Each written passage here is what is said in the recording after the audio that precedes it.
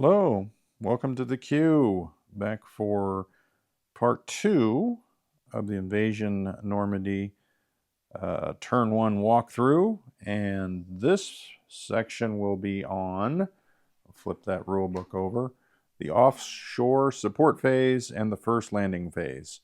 And I got to confess, I filmed it the same time I filmed the airdrop phase, part 1. And in watching through it, I made a mistake. So we're going to film it again. So I reset up the board. And I did make one mistake in that airborne drop phase because in this zone here, what was that, J10, there was a German infantry and a Goliath. Well, I can take that as a casualty. So they only had one hit, so that means they all need to retreat out. So that is not a U.S. victory. So let's mark it down 1. Oh, you know what? That was up from their move. So after the airborne phase, they only have 1. So we'll put that back to 1 and the activation back to 1. All right, so we're good there. And then we'll put these markers out as we go. All right, so that correction. Let's go on to the offshore support phase. Now, the way you determine how many bombards you get here is how many beaches are open. So, and obviously, they haven't done the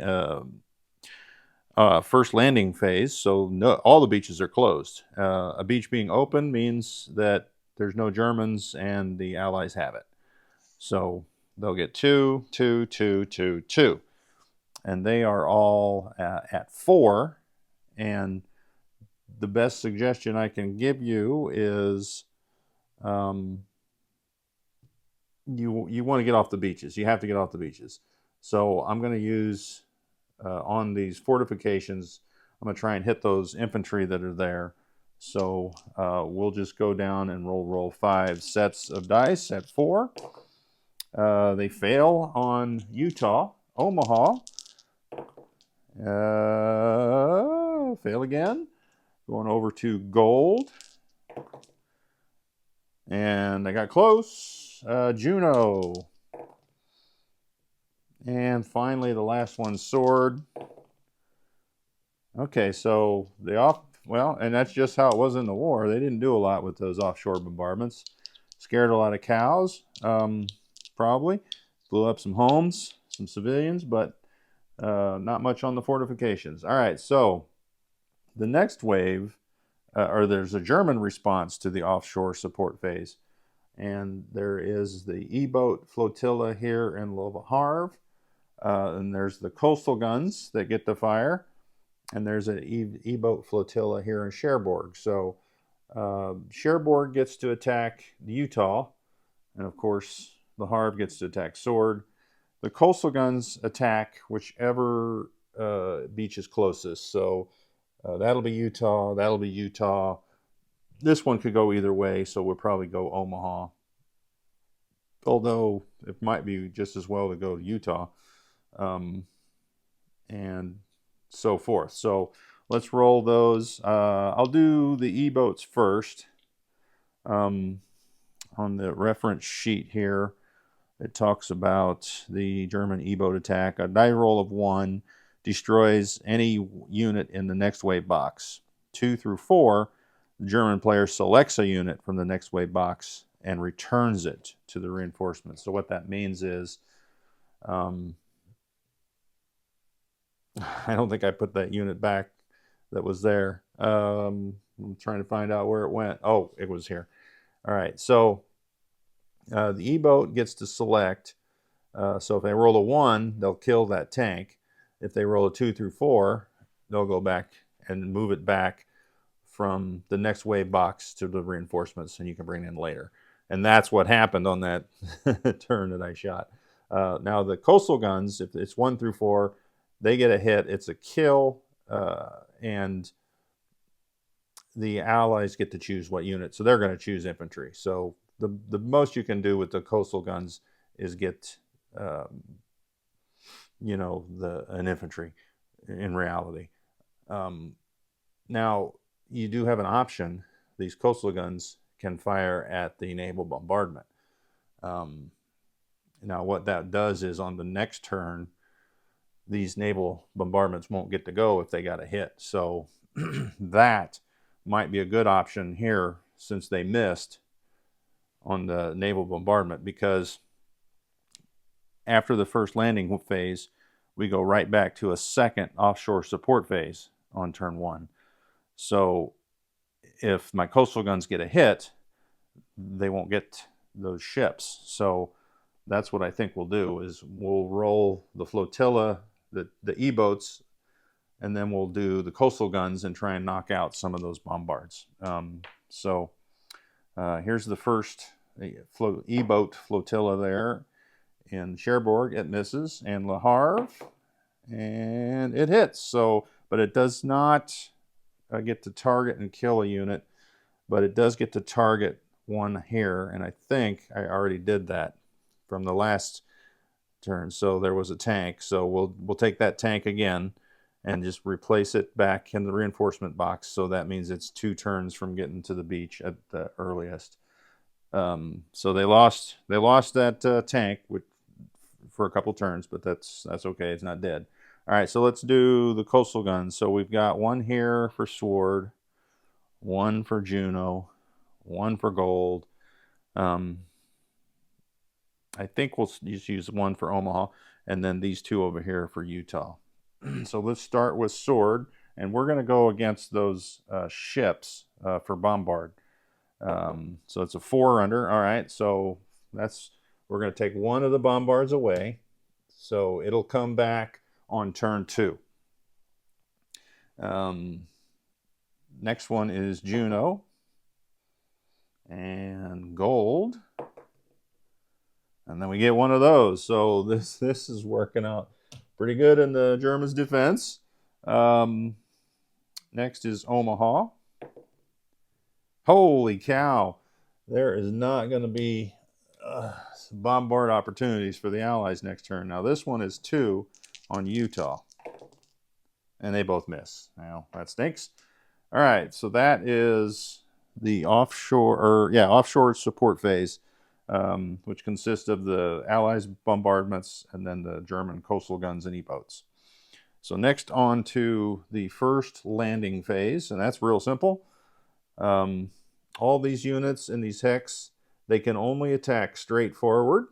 So it's pretty much lined up what they got to do. There's nothing to even think about.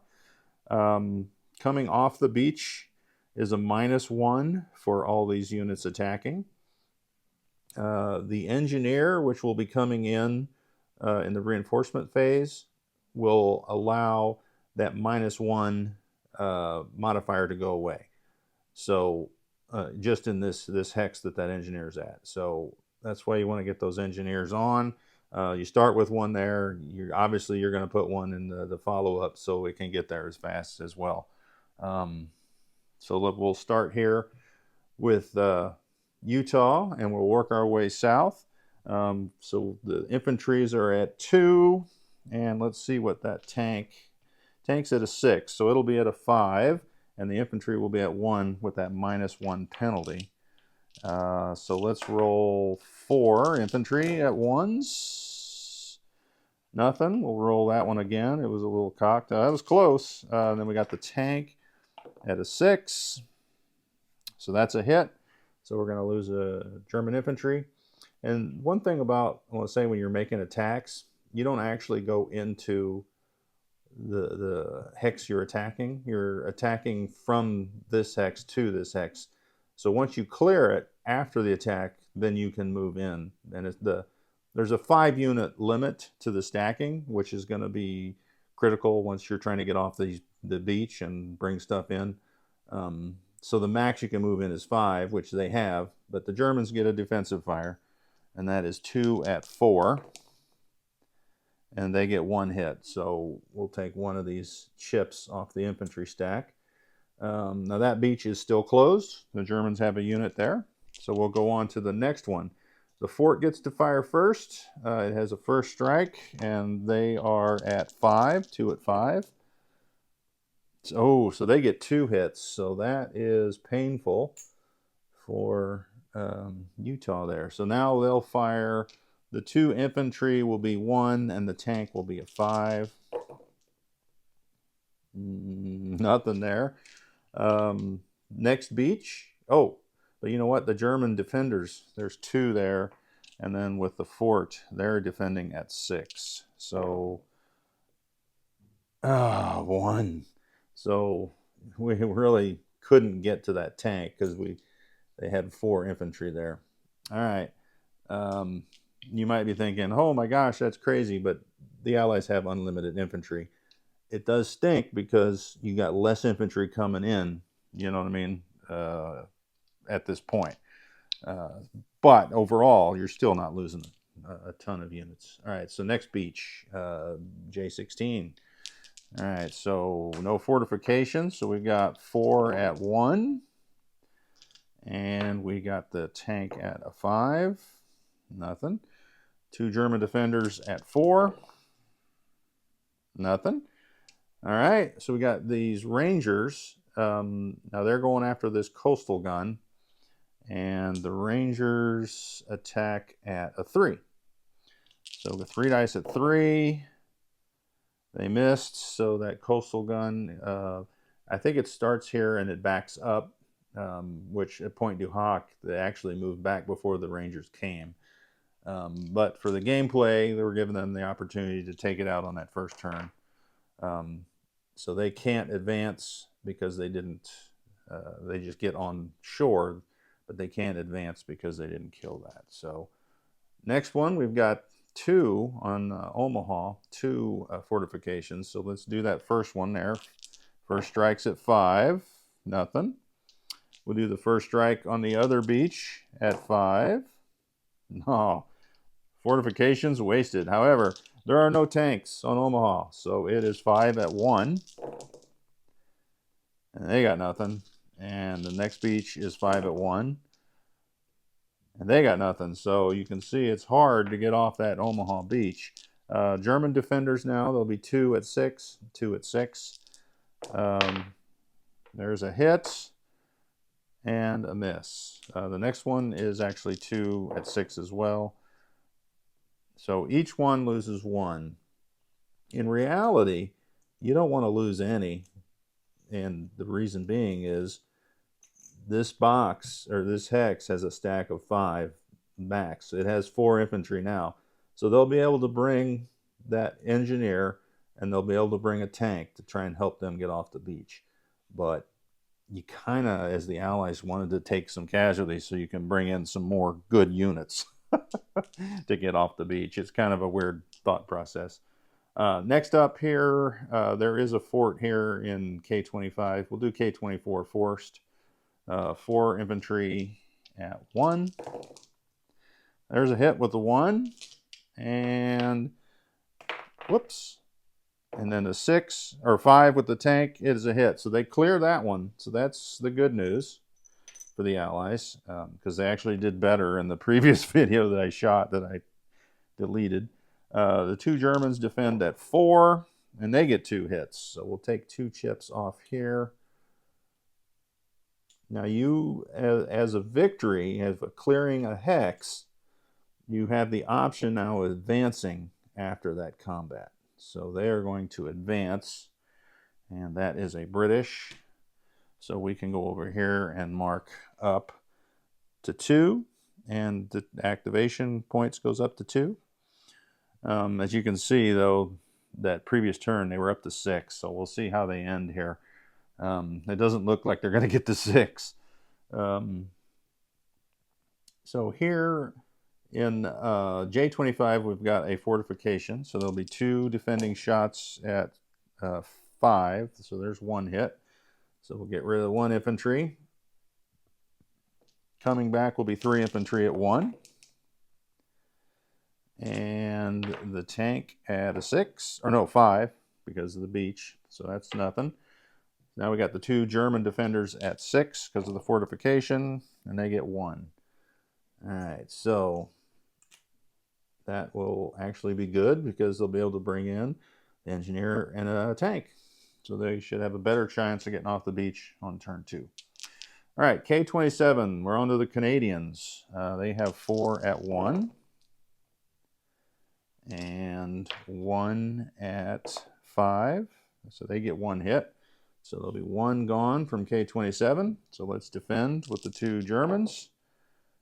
And they get nothing. I will say the Canadians cleared both those beaches in that previous video I shot. So that was some really good rolling.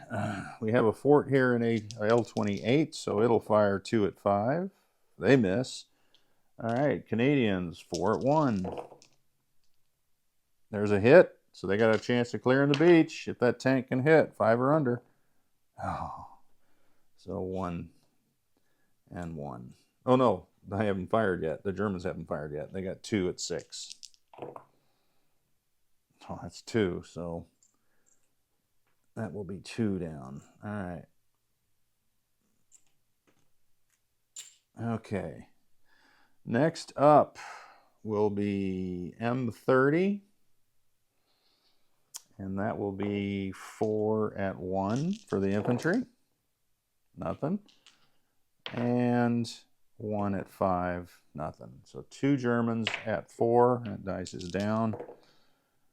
And they get nothing. All right, next. And finally, so we got these 2 commandos, which have the ability to take out this fortification.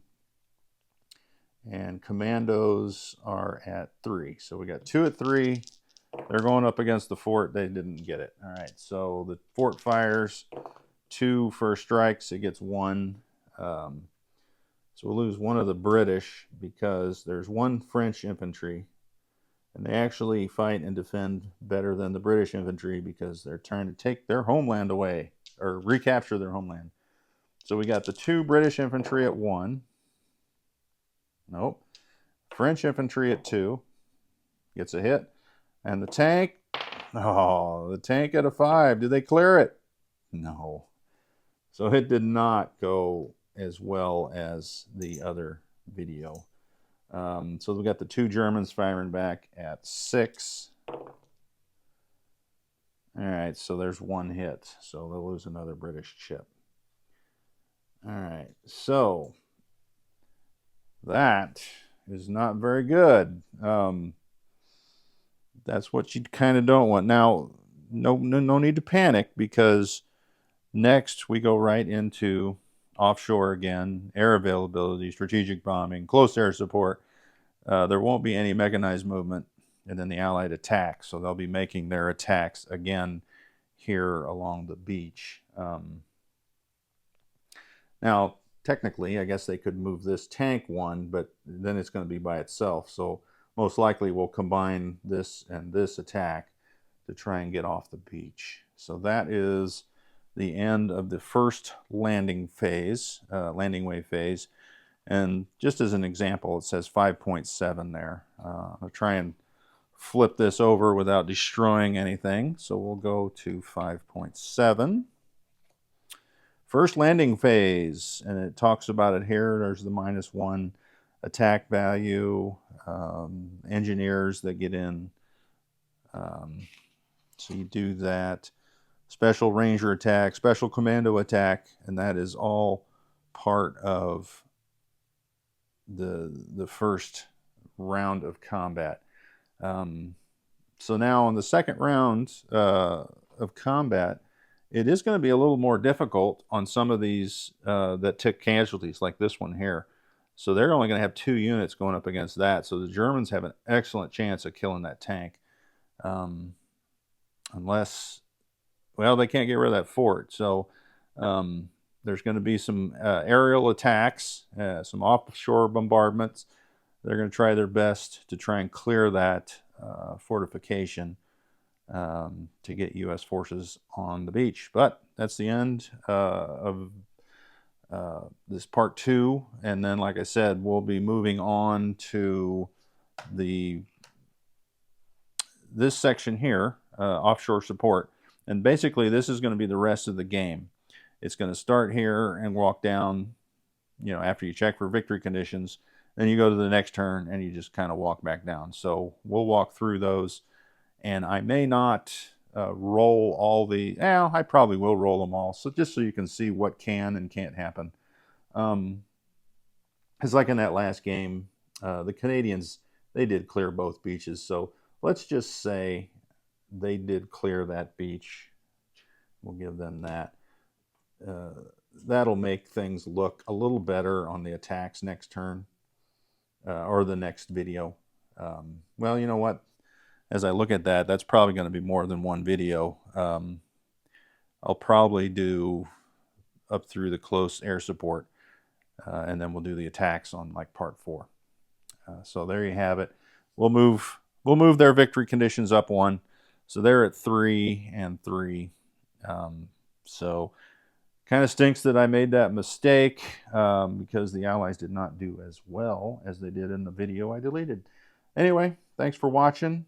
And the good news is, just before I was getting ready to film, I saw a message from Historical Board Gaming that this game is now for sale on their website, and I will probably in part 3 video put a link in the description box to where it is on their website.